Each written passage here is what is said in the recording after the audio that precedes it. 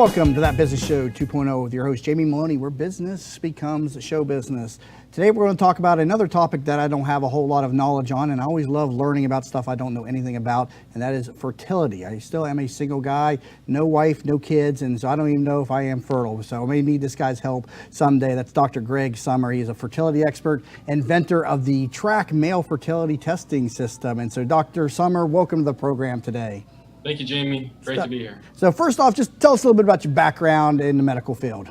Sure. My background's more in engineering. So my career's been in medical diagnostics, specifically point of care diagnostics.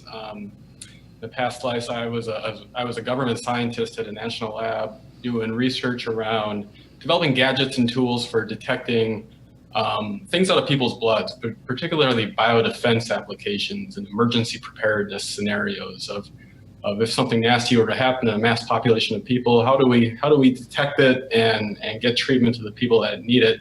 And that's very challenging to do. So out of that work, we developed some technologies, some tools that would let people basically test themselves on their own. So to do high performance medical tests, but in the comfort of your own home. What type of testing would one do, or what are you getting at? Well, for the vast majority of clinical tests, you still have to go to a laboratory or a doctor's office or a clinic to have your blood drawn or to have your saliva swabbed, whatever it may be. But the way healthcare is changing really quite rapidly these days, everything's kind of moving away from the centralized old hospital model and into places like retail pharmacies and even into people's homes. And I think you're going to see over the next few years a big shift towards people being able to take control, do tests on their own, and have more active control. A lot of people are familiar with taking their own blood pressure or their blood sugar, but you're saying that healthcare is moving to more in-home testing, where that whole blood work is going to be done at your own home in a kit. Yeah, someday. Yeah, everything's moving that way. The things that you can do at home are still pretty limited with pregnancy tests and measuring blood pressure. You can measure your glucose, of course, for diabetics, but really that's about it. So. What we're doing at Sandstone is really advancing that forward to other areas that have really important health implications. And today you're an expert in fertility. How did you find that specialty in medicine? Sure. Well, yeah, so we decided to start in male fertility. So we recognized that, from a technology standpoint, one of the things that we could bring here was a home sperm counter. We could build a device that allows people to really precisely measure their sperm count at home. But we really kicked this off from a market standpoint, recognizing that the fertility industry and a condition is enormous and it's growing rapidly as couples are increasingly having trouble getting pregnant, pushing pregnancies and childbearing to later in life. And so fertility is becoming a big issue. But men are really dramatically underappreciated and underserved. Despite being responsible for half the cases of infertility, there's really very few options out there. Most things in this space are focused on women. But we wanted to build a solution that helps empower the male half of the fertility equation. I was going to say, is the problem usually on the man side or the woman's side, or is it equally distributed? It's about 50-50. Really? Yeah, it takes two to tango. But regardless, the treatment, though, is slided to the women, though, even if it is the male's problem? Yeah, well, treatment really involves treatments like in vitro fertilization or in-office procedures that help take an egg, take sperm, put them together, and plant it to help a couple get pregnant if that couple needs it. But what we're doing here at Trak in Sandstone is really want to bring solutions much earlier in the process. So even when a couple is just starting to try out in this fertility journey, or even just thinking about starting a family, the more you get that early indication and awareness of what might be going on, the more likely you're going to have success down the road. Okay, and this Trak male fertility testing system, and we say Trak, it's T-R-A-K. Is this on the market right now? Is it still in development? Tell me about its availability and how this works. It's on the market, yeah. You can buy it on our website, trakfertility.com. We're also available on Amazon.com and a few other websites. So it's available in the U.S. We're a Class 2 medical device approved by the FDA. It's a home use device, so this is something you do in the comfort and privacy of your home. I can show it here. So Trak is, at its core, a medical device instrument. And this is the instrument, we call it the engine. There's a little motor in it. It runs on 2 AA batteries. Mm-hmm. We have disposable test strips. These are plastic strips. We call it a prop. The way it works, it's a home test kit, so we give you everything that you need to collect a sample and run the test, and I'll let you figure out how that process works. Put a few drops of your sample into the middle of the prop, you close the lid, and if you can see that, it spins. Okay.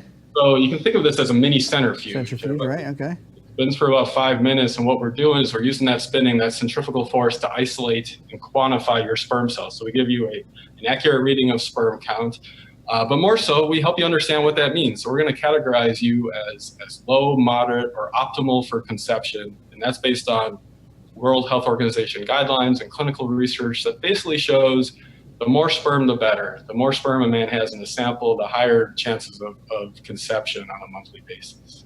And what goes into giving a man a higher sperm count? Is obviously lifestyle is going to come into play. Is this something that's easily correctable for men of youthful child raising age? Yeah, that's the exciting part for us, and that's actually where our business really kind of evolved from being just a home test kit into a personal tracking and improvement tool. So sperm count is actually something that men can really dramatically impact through health and lifestyle and behaviors. Just being a little bit more mindful of day-to-day living can have a big impact. So what we do with our product, we have a mobile app, we have a website that helps guys understand on a personalized level what can they do to boost their sperm production, and it's all about statistics. We're trying to optimize the chances of conception by helping men maximize. Just through the years and just movies and televisions, you hear things like boxers versus briefs, the types of foods that you eat. Dispel some myths or give me some information here. What natural, easy things can people do to raise their sperm count? Yeah, so those things are all relevant. Heat's a big one, actually. Heat's something that guys, boxers and briefs comes up a lot. Hot tubs, laptops on the lap, just sitting around. And, the more that we sit at a desk or sit in our car all day, seat warmers are a big deal. Heat's a big one because basically the sperm making organs are on the outside of the body for a reason. They need to be a few degrees cooler than the rest of the body to make sperm. And if you heat those up, it shuts down your sperm production pretty dramatically. So heat's a big one. Diet and exercise are big. So obesity is one of the biggest killers of fertility in both men and women. The studies have shown that men who are classified as obese are 80% more likely to have a low sperm count than men of a normal, healthy range. What you eat, the toxins that are present in a lot of the food in a normal diet can be very problematic. So eating fresh, good nutrients and vitamins can help a lot. And then stress is a big one too. So, getting a good night's sleep has been tied to really being important for sperm production. Men make testosterone while they're sleeping. The testosterone is a key ingredient for making healthy sperm. So these are the sorts of things that we recommend by having men kind of tell us a little bit about how they live, some of their health conditions and lifestyles, that we can make pretty easy recommendations around here's what we'd recommend for, we're not talking about a lifetime, we're talking about a few months here while you're trying to get through. Yeah, definitely. I have some of those risk factors there. I admit, I'm a tub guy. I've got a jetted tub. I like to get up in the morning, and that's how I wake up in the morning, and then cool down in the evening and stuff. And so that's one thing I'd have to kick right away right there. But like I said, I'm still a single guy and everything. So, and definitely weight's another one of my factors there and everything. So, but how prevalent is this problem in the average middle-aged man? Is it we all got some issues, or is it as long as you're fit, you're usually in good shape? I mean, what's the prevalence of this? Yeah, sperm counts vary all the way across the board, anywhere from 0 up to several 100 million sperm cells per milliliter. So it's a very big range. But the average man today is suboptimal. So there was actually a research study that made a lot of waves a couple of weeks ago that looked at sperm counts over the last 40 years, showing that the average sperm count has dropped by about 50% since the early 70s. For a lot of reasons, we're probably not living as healthy as we used to. There's environmental toxins and things that are causing it.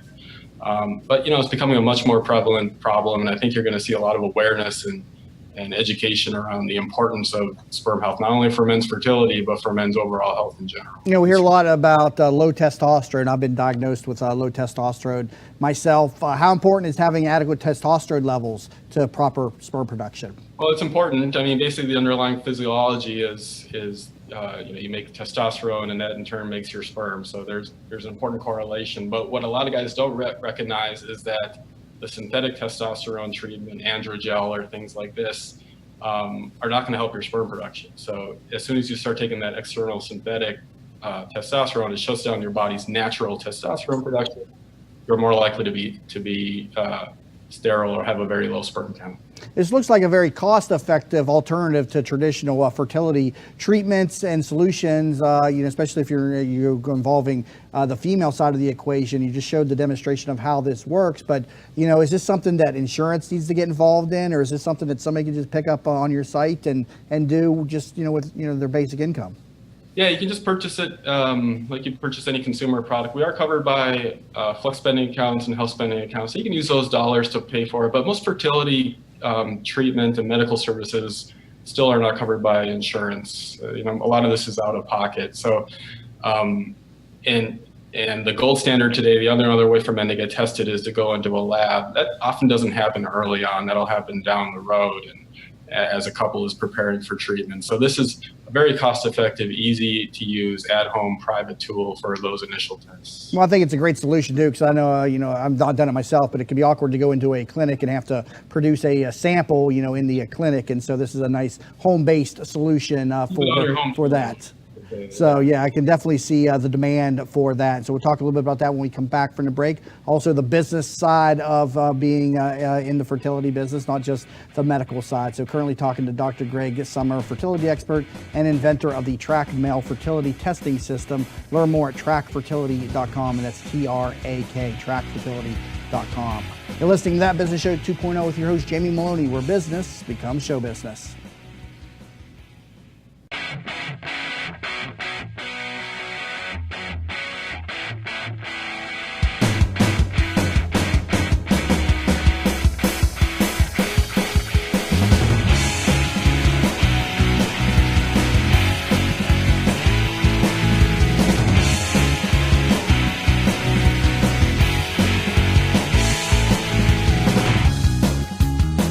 We're back to That Business Show 2.0 with your host, Jamie Maloney, where business becomes show business. My guest today is Dr. Greg Sommer, fertility expert and inventor of the Trak male fertility testing system, trakfertility.com for more information. So, Greg, you mentioned, earlier that you are an engineer, and is this your first product, first of all, that you've put out to the market? Yeah, this is our first product on the market. What did that feel like as a doctor developing a product? Now you're entering the world of entrepreneurship. I know medical is also in entrepreneurship now, but now you got a product outside of just your own services that you're selling. What is that like?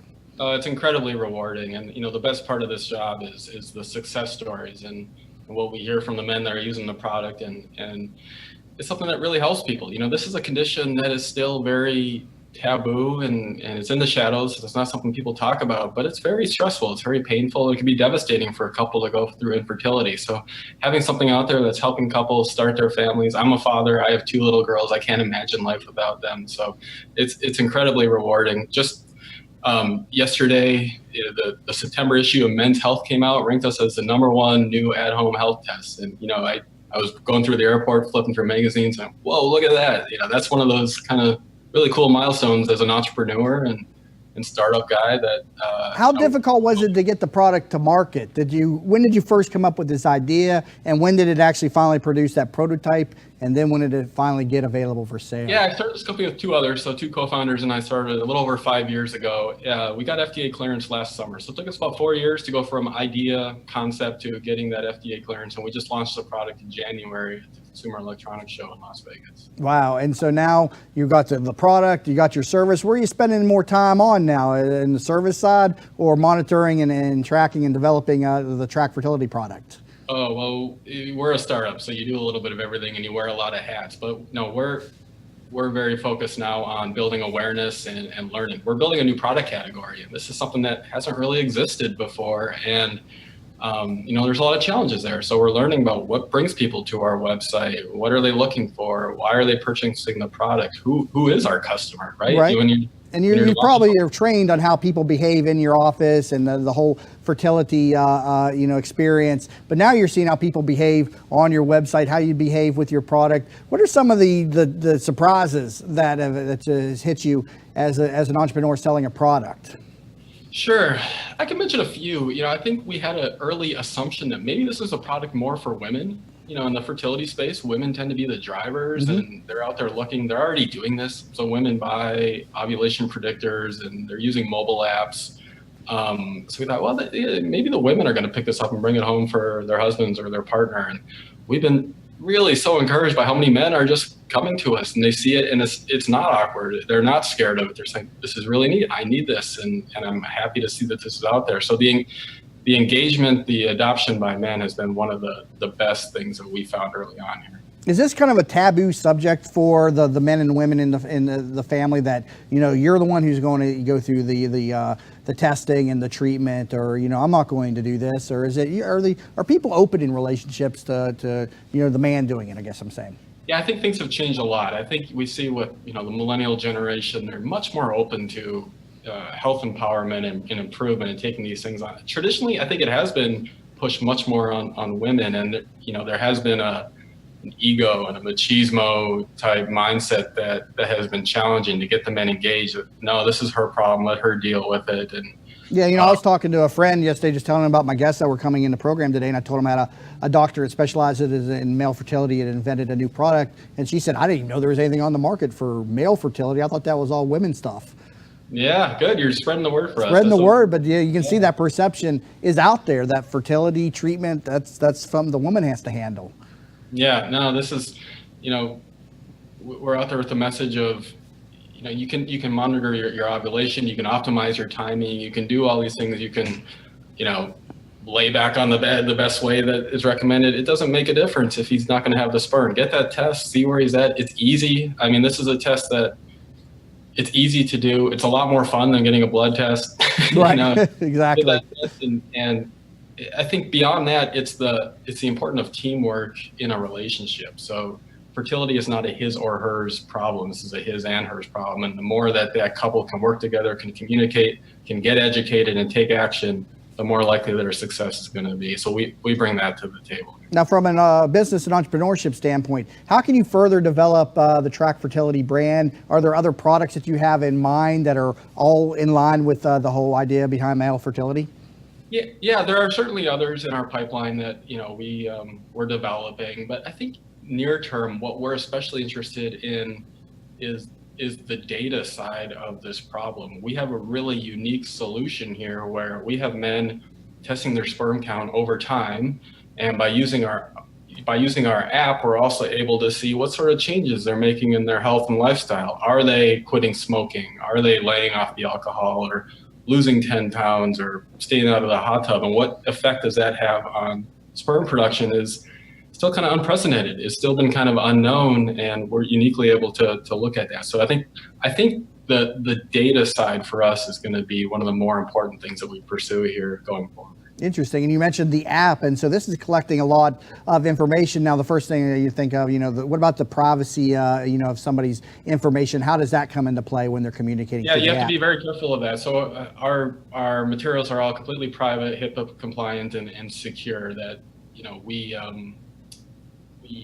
importantly look at this on an anonymous scale, right? So we treat our customers with the utmost privacy and anonymity. Our app users, we're just looking at information on test results and the lifestyle things that they log. We're not looking at you, Jamie, and needing to know a lot about what you're doing specifically. Now, you mentioned that you were just featured in Men's Health magazine as the premier new testing product that's on the marketplace. How does that work? Did they come to you? Do you have to push yourself out to them? Because everyone wants to get that media exposure. How did it happen for you?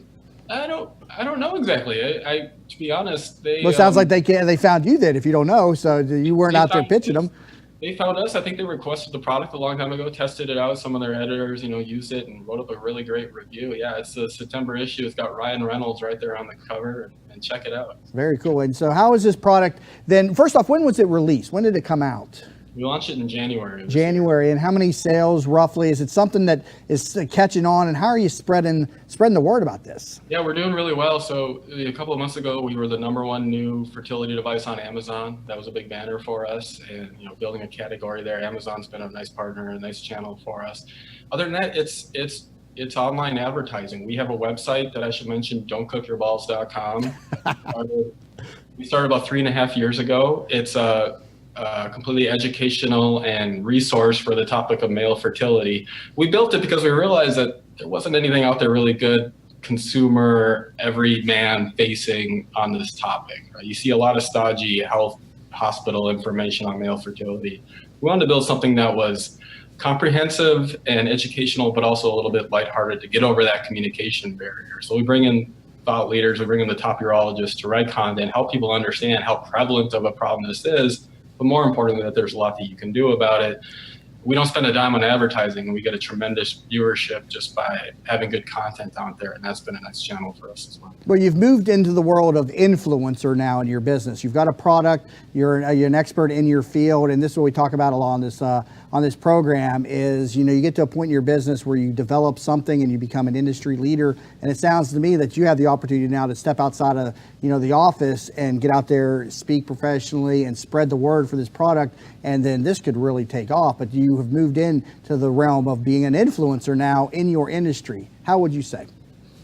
Well, thanks. I think you're probably the first person that's maybe called me. You just introduced it and stuff. But yeah, part of the show is getting people to think outside of the box. Yeah. And so that might be the next path for you. Get out there and talk and sharing the message of this. Well, I hope you're right. And we do a lot of that. So I'd say we have been more focused on working with the influencers. So we work with a lot of the top urologists who specialize in male reproductive health to build the materials. For instance, the app has 120 questions in it that take a pretty deep look at some of the risk factors you might have for fertility. That's all been written with the top thought leaders to help build this, to make sure it is medically credible and relevant and acceptable. So we're out there at the scientific meetings talking about it with them, right side along them, saying, home sperm tracking is a new thing, but this is important. This is important not only for improving fertility outcome, but this is important for men's overall health. Low sperm count is tied to higher rates of cardiovascular disease and diabetes and prostate cancer. The sooner we can start to reverse this trend of diminishing sperm counts,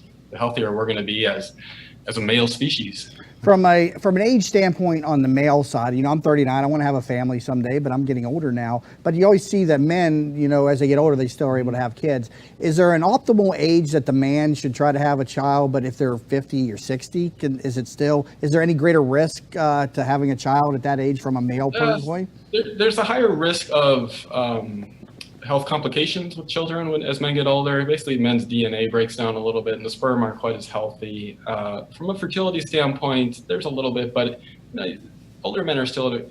Age affects women quite a bit more strongly than it does men when it comes to getting pregnant. An optimal age, I don't know. I think it's kind of cruel that biology is kind of created us to be most fertile when we're maybe like 16 or something, right. And that just doesn't fit with today's culture, today's society. So you see the spike in infertility rates largely because couples are wanting to push off having families into their 30s, 40s, or even later. But, just because I'm in my 40s, I'm not at any greater risk of having a child, at that age? No, you're certainly in the majority of what people are doing these days. But you probably haven't had your sperm tested. I'd recommend. No, not to pick up your product there, but I got to get a wife first. So I got to take care of that problem first. Yeah, well, maybe that's a side business that we can talk about.